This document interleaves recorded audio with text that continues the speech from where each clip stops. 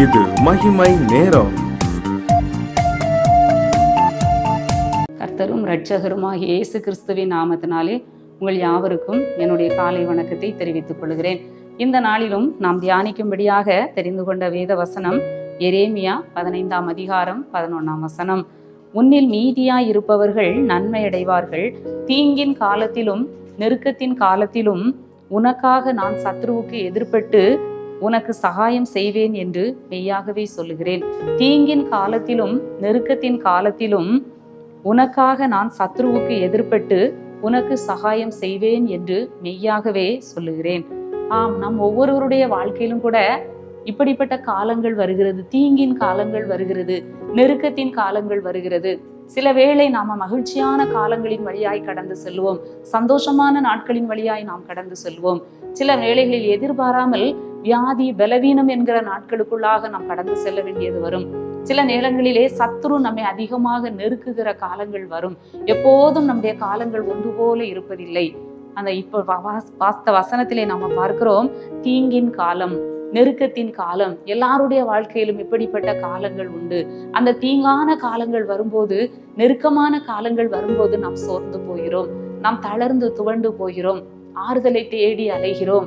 எங்கு எனக்கு ஆறுதல் கிடைக்கும், யார் என்னை ஆறுதல் படுத்த முடியும் என்று சொல்லி நாம் தடுமாறுகிறதை நாம் பார்க்கிறோம். ஆண்டவர் என்ன வாக்கு கொடுக்கிறார்? இப்படிப்பட்ட காலங்கள் வரும்போது நான் சத்துருவுக்கு எதிர்பட்டு உனக்கு சகாயம் செய்வேன் என்று சொல்லி ஆண்டவர் வாக்கு கொடுக்கிறார்.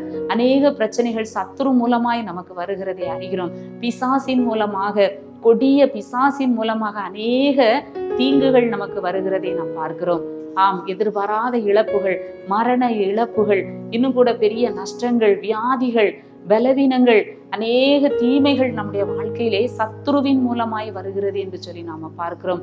அநேக வேளைகளில் அந்த சத்துருவை நம்மால் மேற்கொள்ள முடியாதபடி, அந்த தீங்கை நம்மால் சுமக்க முடியாதபடி நாம் துவண்டு போகிறோம். அப்படிப்பட்ட சூழ்நிலையிலே தான் கர்த்தர் சொல்கிறார், அந்த தீங்கின் காலத்திலும் நெருக்கத்தின் காலத்திலும் நான் அந்த சத்ருவுக்கு என்ன செய்வேன்? எதிர்பட்டு அந்த சத்ருவை எதிர்த்து நான் உனக்கு சகாயம் செய்வேன் என்று சொல்லி ஆண்டவர் சொல்லுகிறார். நம்ம நன்கு அறிந்த அமெரிக்க ஜனாதிபதி அந்த ஆபிரகாம் லிங்கனுடைய வாழ்க்கையை நாம பார்க்கிற பொழுது, வாழ்வின் அடித்தளத்தில் இருந்து அவர் உயர்ந்தவர். அந்த அமெரிக்காவிலே இந்த உள்நாட்டு கலவரம் நடந்து கொண்டிருந்த நாட்களில் மிகவும் திறமையாக செயல்பட்டு அந்த நாட்டிற்கு அநேக வெற்றிகளை அவர் சம்பாதித்து கொடுத்தார். அவரும் அவருடைய வாழ்க்கையிலே அவர் ஒரு நாள் பேசுகிற பொழுது, தன்னுடைய மகனை அடக்கம் பண்ணுகிற பொழுது அவர் சொல்கிறார், நான் என் மகனை புதைத்த போது நான் ஒரு கிறிஸ்தவனாக இருக்கவில்லை, ஆனால் மக்களை எனக்காக நான் ஜெபிக்கும்படி கேட்டுக்கொண்டேன். அந்த சூழ்நிலைகள், அந்த உள்நாட்டு போர் கலவரம் நடந்த அநேக மக்கள் இறந்த போது அந்த சூழ்நிலை அவரை வெகுவாய் பாதித்ததாம்.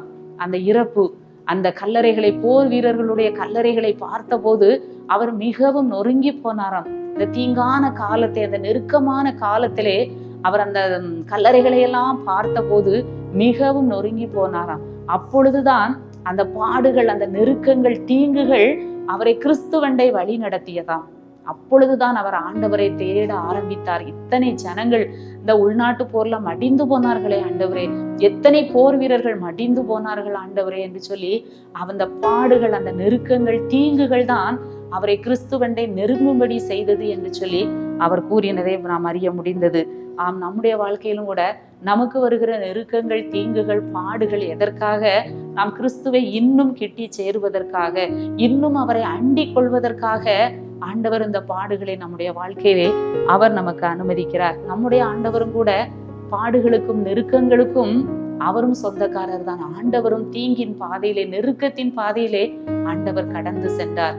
நாமும் கூட கடந்து செல்கிற இந்த காலத்திலே ஆண்டவர் நமக்கு சகாயம் செய்வேன் என்று சொல்லி வாக்கு கொடுக்கிறார். நாம் அவரை அண்டிக் கொள்வோம், இன்னும் அவரை உறுதியாய் பற்றி கொள்வோம். ஆம், தீங்குகளும் தீமைகளும் ஆபத்துகளும் நம்மை அழிப்பதற்கு அல்ல, கிறிஸ்துவை நாம் பற்றி கொள்வதற்கு என்று சொல்லி விசுவாசித்து இன்னும் கிறிஸ்துவண்டை நாம் நெருங்கி செல்லுவோம். ஆண்டவர் நமக்கு நிச்சயமாக அவர் சகாயம் செய்வேன் என்று வாக்கு கொடுக்கிறார். நாம் கலங்க வேண்டிய, சோர்ந்து போக வேண்டிய அவசியம் இல்லை. நெருக்கமான சூழ்நிலைகள் வரும் பொழுது யாரிடத்துல போய் நம்ம உதவி கேட்கலாம், எங்க ஓடலாம் சொல்லி நாம் தடுமாறுகிறோம். ஆனால் ஆண்டவர் சொல்லுகிறார், நான் உனக்கு சகாயம் செய்வேன், நான் உன் சத்ருவுக்கு எதிர்படுவேன், உனக்கு நன்மை செய்வேன் என்று சொல்லி ஆண்டவர் வாக்கு கொடுக்கிறார். அந்த ஆண்டவரை இந்த காலை வேளையிலே நாம் நோக்கி பார்ப்போமா? எங்களை நேசிக்கிற நல்ல ஆண்டவரே, காலை வேளைக்காக உம்மை துதிக்கிறோம், உம்மை ஸ்தோத்தரிக்கிறோம். புதிய நாளிலே கர்த்தர் கொடுத்த நல்ல வார்த்தைக்காக நன்றி செலுத்துகிறோம் ஆண்டவரே. எங்கள் வாழ்க்கையிலே அநேக வேளைகளிலே தீங்கான காலங்கள், நெருக்கமான காலங்கள் வருகிறது ஆண்டவரே. நீர் எங்களுக்கு உதவி செய்யும், சத்ருவுக்கு எதிர்பட்டு நீர் எங்களுக்கு சகாயம் செய்கிற தேவனாக இருக்கிறீர் ஆண்டவரே. நாங்கள் உம்மை பற்றி கொள்ளுகிறோம், உம்மை அடைக்கலமாக கொள்ளுகிறோம். ஒவ்வொருவருக்கும் கர்த்தர் ஆண்டவரே நன்மை செய்யும்படியாய் நாங்கள் ஜெபிக்கிறோம். மீட்பர் இயேசு கிறிஸ்துவின் மூலம் ஜெபங்கேளும் நல்ல பிதாவே, ஆமென்.